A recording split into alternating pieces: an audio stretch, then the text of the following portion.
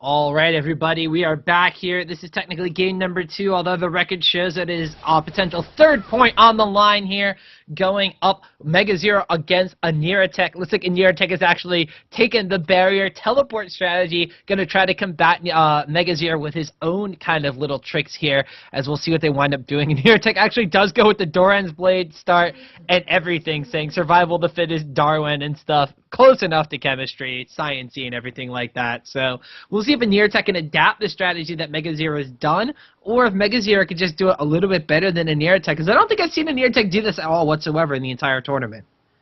Yeah, definitely. I don't think he has, but you know, he saw the power of it last game, I guess, and he saw how strong MegaZero was able to come into the tournament with that teleport barrier Doran's Blade, taking it every game, taking him through the losers bracket all the way up to the top and into the finals, and then actually, you know, being able to beat Aniratak in this first game. So Aniratak says, you know what, I'm going to try that out myself. And, you know, there could be some experience value here for MegaZero.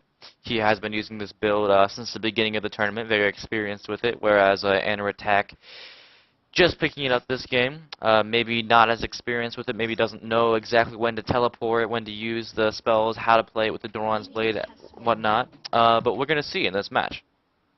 Yeah, and they're actually talking over potential strategies here, seeing what might have worked more effectively, pros and cons for the strategies. This, of course, is just the waiting for the minions to get here, kind of banter back and forth. We'll see here. Is Aniratak waiting to use those broken wings charges, try to get those runic blade stacked and maybe get a little bit of extra damage? No, it did a little bit too early for anything like that. We saw Dominate doing that against Pobelter earlier on in the tournament as well, and it worked out very well as he won that matchup between the two of them. But it looks like here that Aniratak just going to be spamming spells, getting a little bit antsy right here. Does actually get one of those Runic Blade stacks hits off first on MegaZero, though, as they are going back and forth ever so slightly here in the lane. Minions being cleared out a little bit quicker for Aniratak, whereas MegaZero taking his sweet time with doing so. But they're probably going to even out. Actually, MegaZero actually a little bit ahead there. Starts shoving down onto Aniratak extremely early, walking in front of him, making sure he gets that extra auto attack. Aniratak not quite getting that last little love tap off on the backside of MegaZero. So Aniratak gonna looks like they came out relatively even in that trade. Yeah, and I think so MegaZero here in the previous games when his opponent had Barrier Ignite, he's been more willing to kind of play back, realize that he can't win the all-in straight up, and he needs to kind of back off, let the opponent push him. But now that he sees his opponent does indeed have that teleport, he just went super aggressive, and maybe too aggressive. Haven't really gotten to see how big of an impact that's going to have on the game yet. But MegaZero is going to just walk back to lane. Doesn't feel the need to use his teleport. The CS is 9-2, so not a huge lead. Aniratak is level 2, but MegaZero will be hitting level 2 on the first minion coming up here. And Aniratak is going to go ahead and walk back to lane as well, opting not to use the teleport. Coming back into lane with nothing but the Doran's Blade and Health Pot, so they're going to be pretty even here. And then probably going to be here to level 6, and at level 6 we'll probably see another one of those same fights we saw last game. I wouldn't expect anything before level 6 from either of these players. You know, when you have someone like Cutie Pie or you know, Best of an NA in your game, you can definitely expect something before level 6. But these players tend to fare pretty evenly before level 6 and not get too crazy with it until they have that ult to fall back on and really set up some more plays.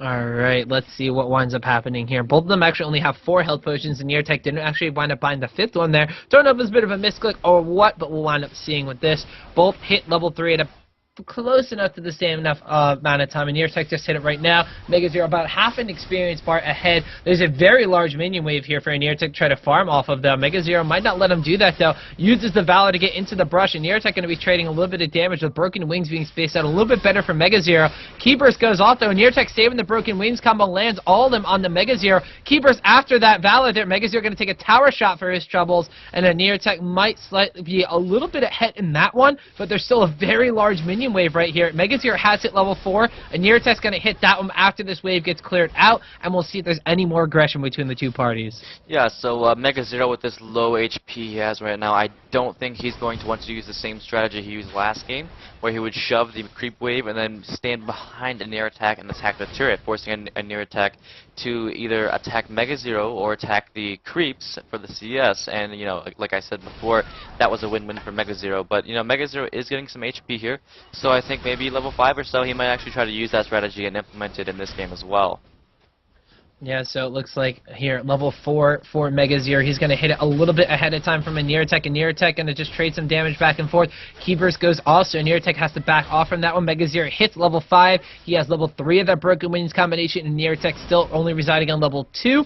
He's going to wind up hitting level 5 soon enough, but MegaZero might try to force him back behind the tower before that winds up happening. Aniratak does level up, but everybody is out of health potions right now. Aniratak chugging through his last one just previously. MegaZero had used all of his own, but he still has a large health advantage. You can see that just by the number of bars left on their health above their heads there. Aniratak going to have to be careful, does get hit on the tail end of that Keyburst, but is going to Valor away most of the damage with that shield he does have from it. So MegaZero still being the aggressor in this kind of one. Looks like his games that he had against Chris, even dealing more and more damage to Aniratak, just willing away that health bar, waiting for him to be the first one to go back and make that move and maybe burn that teleport. Yeah, and these respective health values between MegaZero and Aniratak are very similar to last game, and like I just said, MegaZero, what he did last game was just kind of attack the turret, and there was always that threat that MegaZero could just go all in on Aniratak if Aniratak did choose to turn around and attack MegaZero. Obviously he has the barrier, so that's less obvious here, but yeah, this is what MegaZero did last time. He takes his ult